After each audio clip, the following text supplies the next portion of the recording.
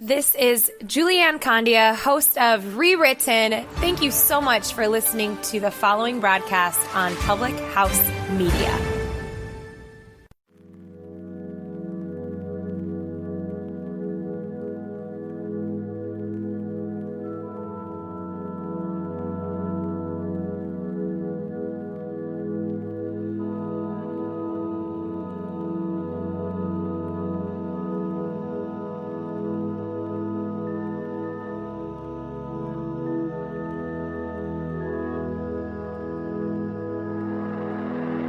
Hey everyone, it's Selena and you are listening to Stories from Planet Earth. Today we have on Rosa.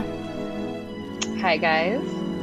Thank you so much for agreeing to be on the podcast and to just chat about all the exciting things you have going on right now. Of course, thank you for having me. All right, so usually I start off just by getting an idea of where my guests are from. So you live in Colorado currently, right? I do live in Colorado currently. I have been here pretty much my whole life. I'm adopted, so I was actually born here, and we bounced around a little bit because my birth dad was in the military. So I did get to move in and out of the state a few times, and then I was also adopted by military. But when I was adopted, my parents were actually retiring, thank goodness. So I just kind of ended up here still. Great. And are you like here for life, like true blue Coloradan? I do really, really love Colorado, but I do want to venture out. I don't think I want to live here forever, unfortunately. But I have no idea where I'm going to end up, so we'll see. Yeah, it's always good to keep an open mind, I think. It is so hard to leave Colorado, though. I've been here pretty much my whole life, too. I guess that's true, because every time I leave, I really do end up back here, so. Yeah. All right, so jumping into it, could you just give us a quick rundown of what you have going on in your life, because it does seem like you're super busy and you have some exciting projects coming up. Yes. So my day job was being a server, and then the pandemic happened, and I'm not really doing that anymore. It wasn't really that fulfilling, and I just kind of decided to take this time to be with my kids, and like I kind of just started getting really creative with my own dreams. And I do have a YouTube, so I kind of like started out with the YouTube, and I was really into that for a second. And then I kind of just dove deeper into the things that like I'm into and decided I wanted to start like a whole cosmetics line. So that's where we're at now. But I'm just like, I've always been very immersed in like the beauty world. And that's pretty much all I'm doing right now, aside from like, you know, the babies and all that good stuff and being a wife. But like, I'm pretty immersed in beauty and doing YouTube videos and creating this lip gloss and like I'm looking into making like eyeshadows and face products and stuff like that. So it's been really fun. Yeah, that is really, really exciting stuff. What exactly drew you to makeup in this beauty community? So I got really into makeup back in like middle school, and I think I got into it the same way that most little girls get into makeup. I was just watching my mom do her makeup and was really fascinated by it. And so I started wearing it. And of course, in my household, I was definitely not allowed to wear makeup. I'm adopted by a traditional Puerto Rican family, and they're just not really about their, like if you're younger than 18, they don't really want you wearing makeup, I guess. So I didn't really get to wear it without getting in trouble, but I didn't really care. I just kind of kept doing it because I've just always been so obsessed with it. It always made me feel so much better about myself. And in high school, I actually had to walk to school every morning, and I hated that because I'm just lazy, I guess. But my dad would leave for work super early. So if I wanted to be dropped off and not have to walk, he would just drop me off at school at like 6 a.m. and I would just go straight to the bathroom and spend that whole time playing with makeup. And that's how I got good at it, actually. And then from there, I don't know, just like watching YouTubers and stuff made me really want to get into like influencing. And I just kind of want to do everything, honestly. I don't even know if I'm like going to keep up with my YouTube. I'm like really bad about it. But I just want to do everything really when it comes to like beauty. I tried to do freelancing for a little bit, which didn't really work out as well for me. I don't think I'm like that great at freelancing, but literally everything else. And so freelancing, you mean like doing other people's makeup? Yes. So I did get into that for a second. But I feel like there's like some pressure that comes with freelancing on people. I think that it's important for like clients to remember like your face is very, very different and unique than anyone else's face. And it's very unique to you, I guess. So it's important to remember that like makeup artists need to practice on your face. And I think that I was just kind of getting like a lot of clients that weren't really understanding that like you're not going to go into get your makeup done and it'd be perfect the first time, like especially for weddings and stuff like that. I just thought there was like I just felt very pressured, I guess, doing people's makeups because they just like always thought it would come out exactly like mine, like first time go kind of stuff. And like there's just like so much that goes into it and so much practice, and it is like human touch as well. So I do pay attention to that. I like to make sure everyone has good energy around me, especially if I'm going to be like working on their face. And it just became like a lot, I guess. So I didn't really get too deep into like freelancing before I decided I didn't really want to do that. But yeah. Yeah, I can imagine that would be a little bit less fun than doing it on your own terms and, getting to practice on yourself. Definitely different. And so through this whole quarantine season, have you been keeping up with, doing your makeup every day, or is it something that you just do like every once in a while? Like, what's that look like since we're living in such a weird world right now? So I will say at the beginning of quarantine, I was pretty depressed and worried about all of the things that are happening in the world. So I did take a little bit of a break and things just didn't feel normal to me either. Like I have a hard time keeping up with like my usual activities when like so many things are happening. Like my brain is just so scrambled. So in the beginning, I definitely like was not doing any makeup, but like as things go on and start feeling like a little more normal, I guess I have gotten pretty deep getting back into it. So I mean, before the pandemic, I would say I was doing it a few times a week, and then I kind of like stopped altogether for, I want to say like a month, maybe like a month and a half. And then I'm back in it now and like trying really hard to make sure I'm doing it a few times a week. It's like hit and miss, especially like with the kids at home and going stir crazy. But I try to do it a few times a week for sure. Yeah, I could imagine. It's just such an intense time for all of us. And I could imagine having to, tend to children at the same time and tend to yourself and tend to your relationship. That adds a whole other layer to just the madness of it all. Definitely. I don't know. I've been trying to like set the mood in my home and like light candles. I'm trying to make sure I don't get lost in all of the things that are happening. And like, it's important to keep up with your hobbies and things that you're into because, that brings you happiness. So I'm definitely trying to, and since I've been back into doing my makeup and since I've been making these glosses, I have definitely felt so much happier than I did at the beginning of the pandemic when I was like stuck in bed and like worried and anxious. So yeah, I believe it. I think that one of the most important things in, being home all the time is getting yourself ready to a certain extent. I know that I always feel better whenever I like change out of my PJs, get ready a little bit, even if I'm not going anywhere. Yes. Yeah. Yeah. Oh yeah. It's definitely easy to like, when you're not getting dressed and stuff like that, to get like in a slump, Yeah, definitely. It just adds to the layer of just ickiness, I guess.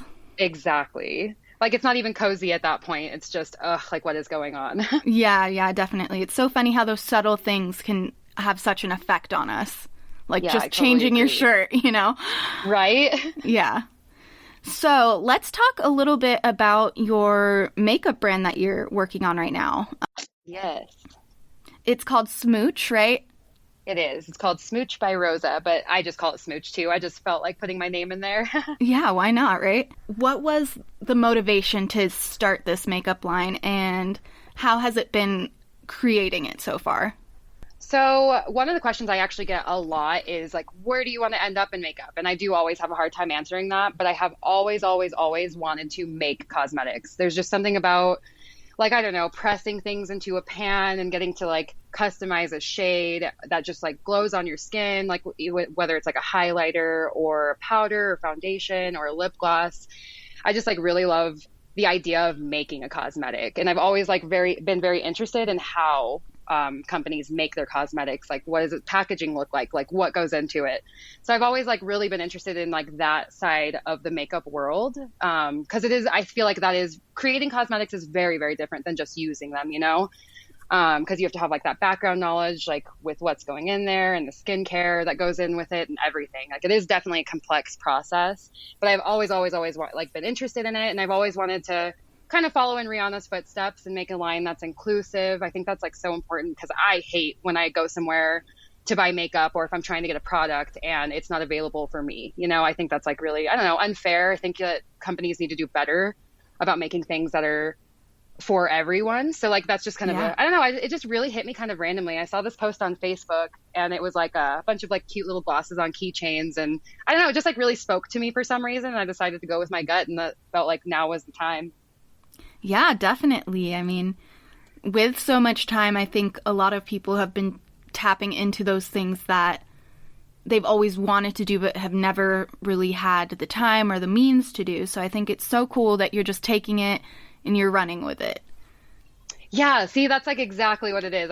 Because like I get this question so much and I never know how to explain it, but that is perfect. I really am just going with it, like trying to do it all intuitively and trying to just go like listen to my gut, not my head. Because at first I really was kind of nervous, like, well, what if I can't do this? What if it's a terrible product? But that's not happening at all. So like I'm really happy. I'm like really proud of my product, and I really took the time to do some research, and I really am putting money into my ingredients. So Yeah. I'm like really proud of it. Yeah, that's I so wish I could cool. give you a glass. I don't know. I forgot all about the pandemic for a second and wanted to come bring you a glass, but I'll definitely have to get you one.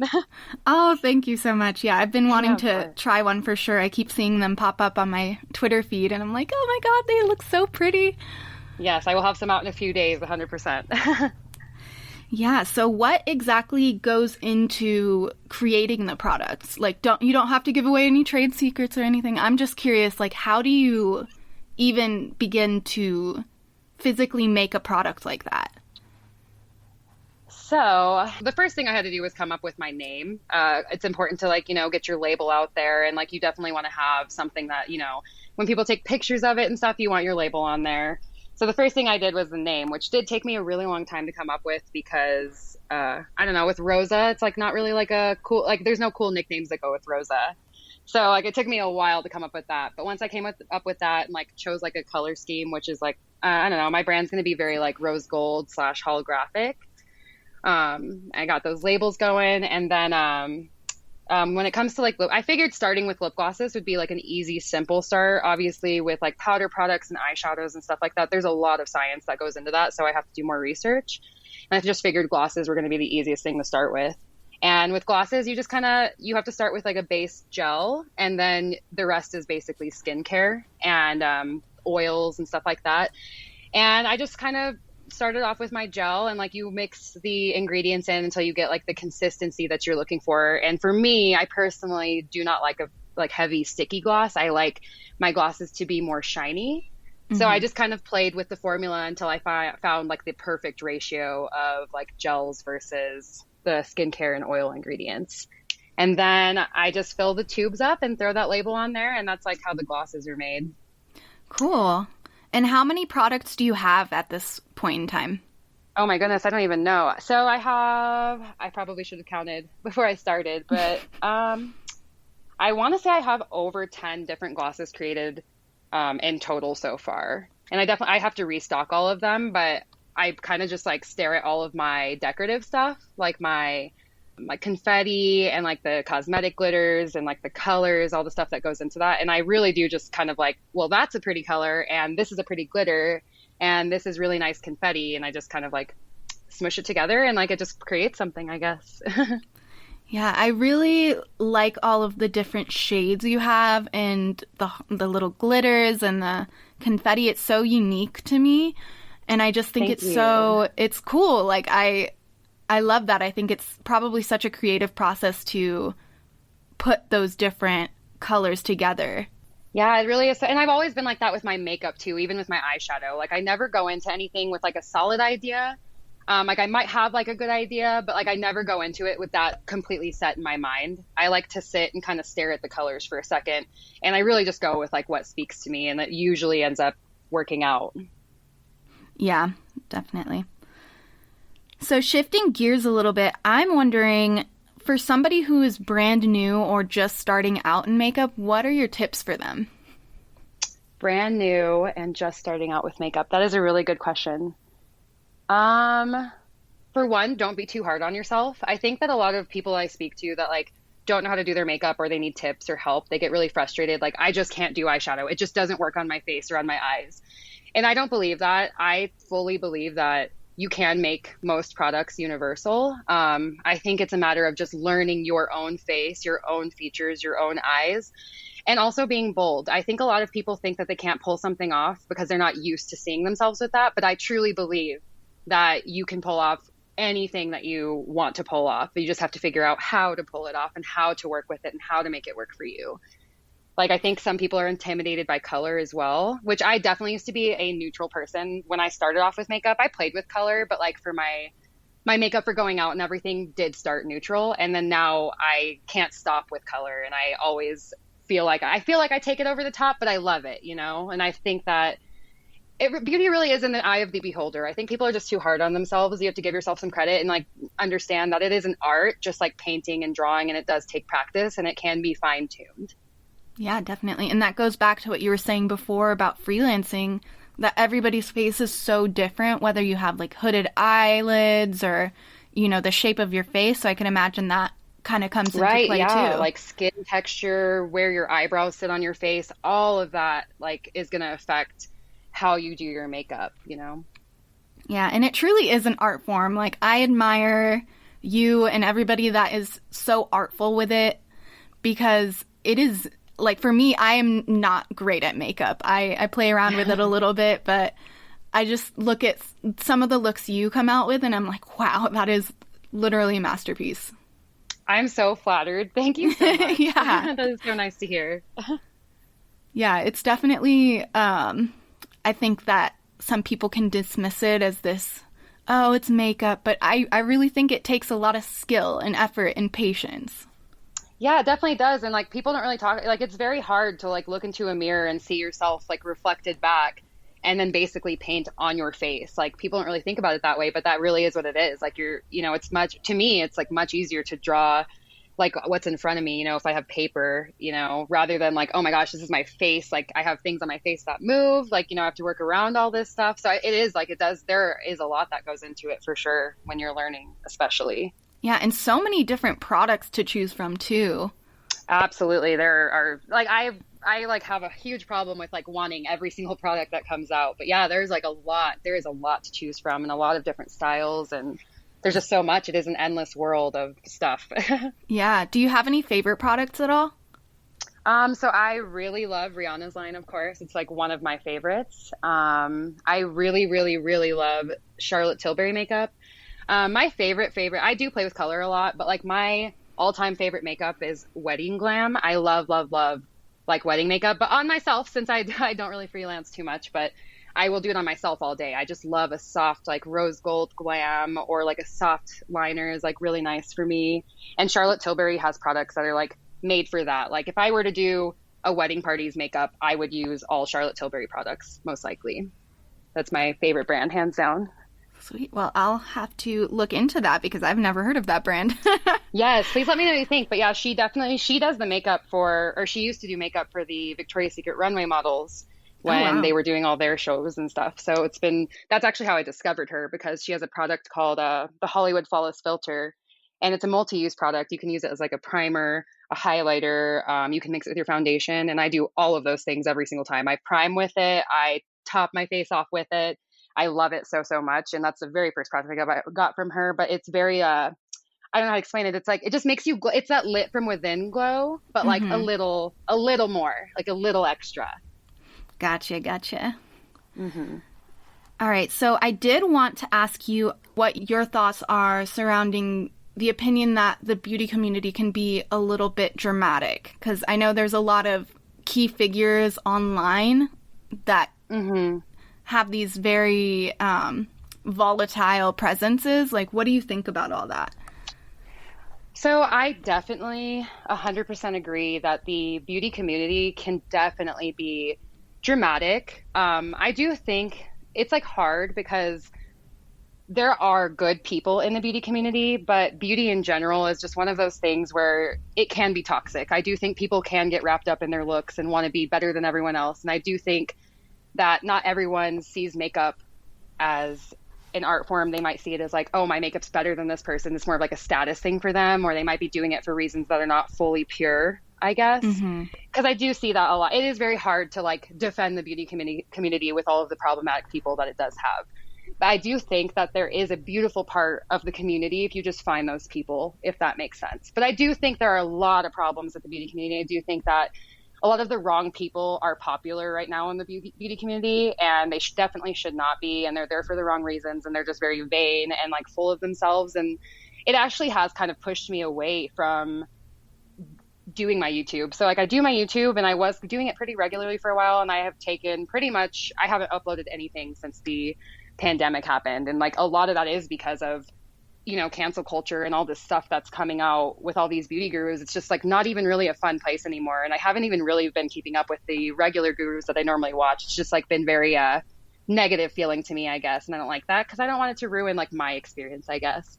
But there are good people out there. There are definitely people out there who make it about beauty and just about feeling beautiful and just about making yourself feel good, and not, you know, people who are just not involved in the drama, you know? Like, I feel like a lot of these beauty gurus want to be involved in that drama, and they're definitely, you know, there for the wrong reasons, 100%. They're just there to make the money. They're not really there to preach happiness and spread knowledge. And I don't know, it really bugs me, actually. It really bugs me. Yeah. I think it's unfortunate because I think when you talk about makeup and what it's, you know, kind of what its role is, it should also come hand in hand with like self-acceptance and love and like the art of it. And it is unfortunate. It is unfortunate to see like some of these people making it into this dramatic landscape. Like it's really unfortunate. It truly is. And I will never understand it either. Like, I don't understand people that like want to be involved in that. Like, why not just do this like for what it is rather than making it into, but I guess there are always people like that. There are always people like that in every field and, you know, everywhere. Yeah. I just think it's like really rampant in the beauty community just because like, you know, because of what beauty is, you know, I guess. Yeah. And I think it is just kind of like traditionally makeup, you know, has been for women. Not that that is the case now, but I think that we as a society have had this tendency to pit women against women. And yeah, I definitely agree with that. Yeah. And so now it's kind of like within this beauty community, it is filled with, you know, a lot of different gender expression now, but it is still that kind of innate, like something feminine has to be pit against something else feminine. Yeah. Like, I just want to get on and watch you do your eyeshadow. Like, why can't we just do that instead? Yeah, right. Well, I certainly hope that changes because it is, I think it can be a very beautiful community and an uplifting community if, you know, the right people are at the head of it. Yeah, and I'm actually really glad we had this conversation because it has been on my mind lately. Like, am I going to quit YouTube or should I keep going? And I almost feel like it would be better if I kept going because, you know, be the change that you wish to see. Yeah, absolutely. I think that a lot of the time we discredit ourselves thinking that, oh, you know, like I only play a small part in it. But I think every positive person contributing to that is important. So I would say that you should definitely continue and, you know, be that positive voice in it. Yeah. I think everything happens for a reason. So like maybe that's why I needed to be on this podcast. Yeah, definitely. Question answered. I hope so. And I think that I would definitely love to see more YouTube videos from you. Okay, I will definitely do that, 100%. Thank you for this conversation, seriously. Yeah, of course.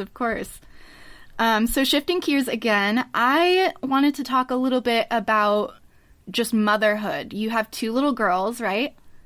I do. I have Raina, who is my almost 5-year-old. She will be 5 on August 26th. And then I have Zalia, and she is going to be 3 on August 23rd. So just babies still. Yeah, they're still pretty little. Yeah. So what has been the most fulfilling part about motherhood, and what has been the most challenging part? So most fulfilling part, I think, I know like every parent says this, but truly watching my kids blossom into who they are.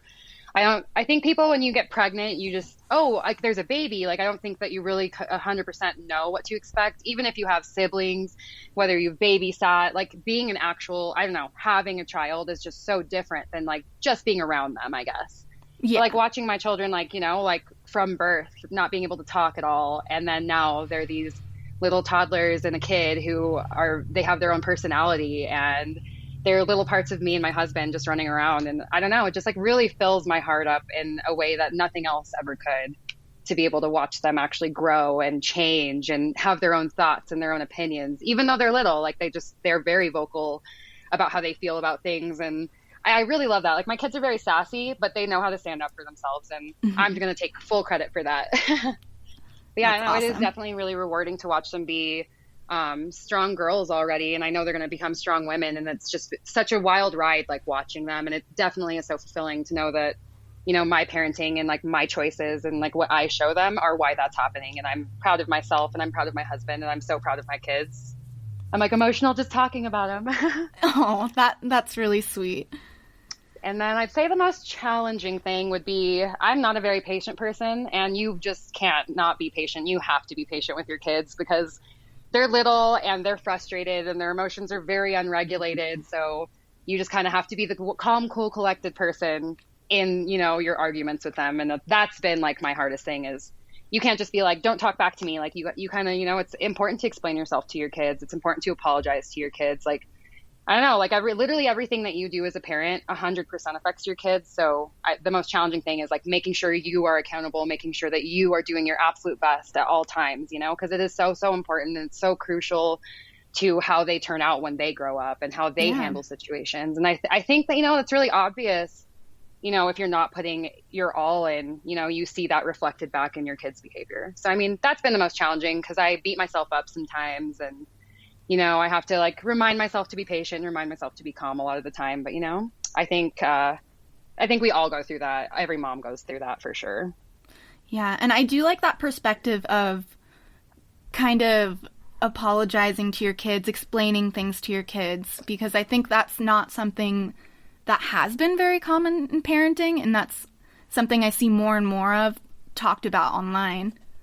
Yeah, because people don't like, I think that people need to take a second and think about what they were thinking and how they felt when they were children. Like, you really don't understand a lot of the things that are happening. And like, even like in my own childhood, there were a lot of times that I wish my parents would have just, hey, like, why can't I do this? Why is this not a good thing for me to do? Why am I in trouble for this? Like, if I could just know those whys rather than because I said so, you know, like, I think it's like really important to like get that from your parents, to get that explanation, because as an adult, like your gut, if you ask something, someone will explain it to you. So like, why would it be different when you're a child? And like, same thing with apologies. Like, you can expect your kids to be able to effectively apologize to other people if like you're not doing it with them, you know? And like, parents slip up. I like think that it's also important to remember that parents are still humans and your kids are pretty much watching you grow up because you're always growing. So it's important to remember, like, you can make mistakes. You do make mistakes.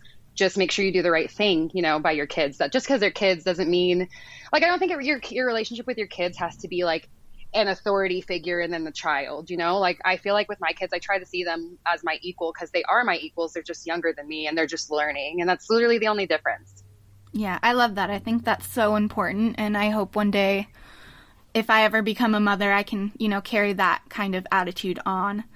I'm sure you I can will. imagine. Yeah, I can imagine it's not talked about enough, I think, that parents are human and there's a lot of, you know, complex, I don't know, grappling to do. Like, you have these little beings that you're raising, but you're also kind of maintaining yourself and growing. And I think that's something that we should, you know, keep in mind and, you know, humanizing parents, if that makes sense.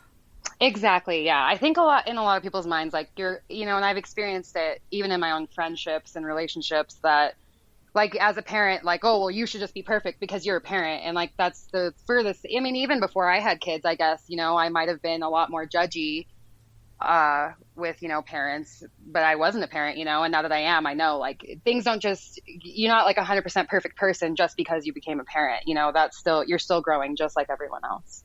Yeah, absolutely. I guess the difference there would just be, you know, you just have to think a little harder before you do things. But other than that, yeah, like, you are still just growing and learning. Yep, totally. So what is next for you? What are your goals and what are you looking forward to in the future?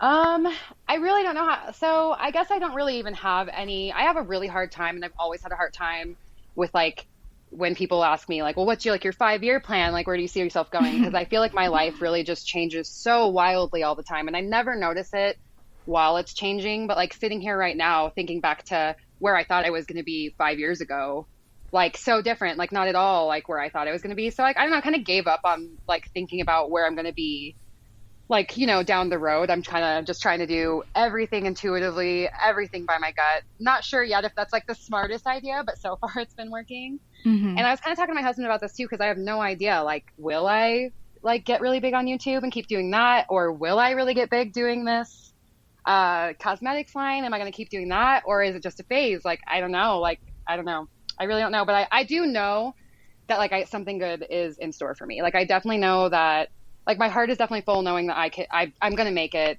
and my kids can have everything they want, and I'm going to have the life that I dream of. And I don't know, I guess I'm just kind of manifesting it, but I don't know what I'm manifesting exactly, if that makes sense. No, I totally understand that. I feel that I'm in a similar boat to that because I'm not really sure what is next in the future for me. But I think that's cool that you have such a fluid thinking behind it, because I think we get too structured sometimes.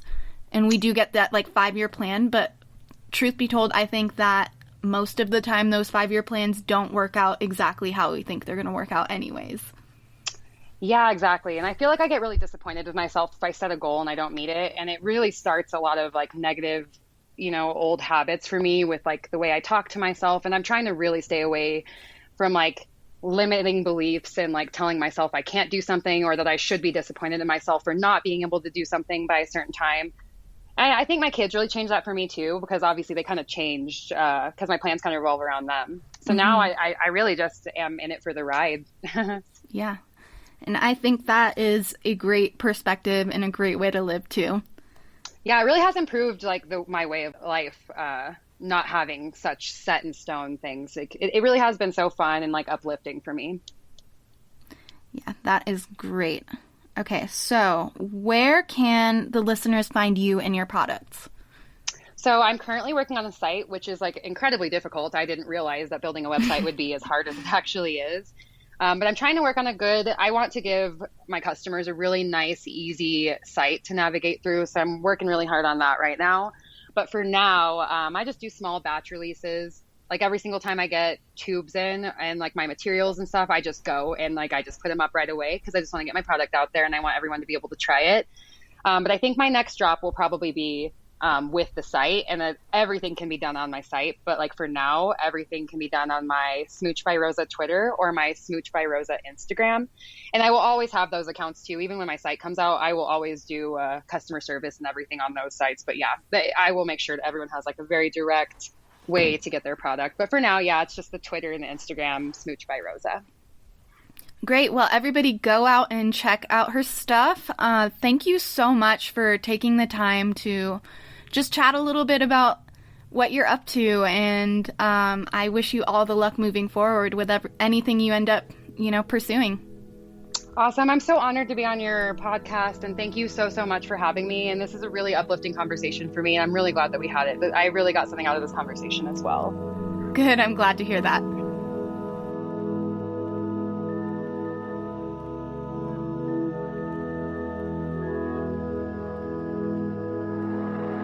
Thank you so much for listening to another episode of Stories from Planet Earth.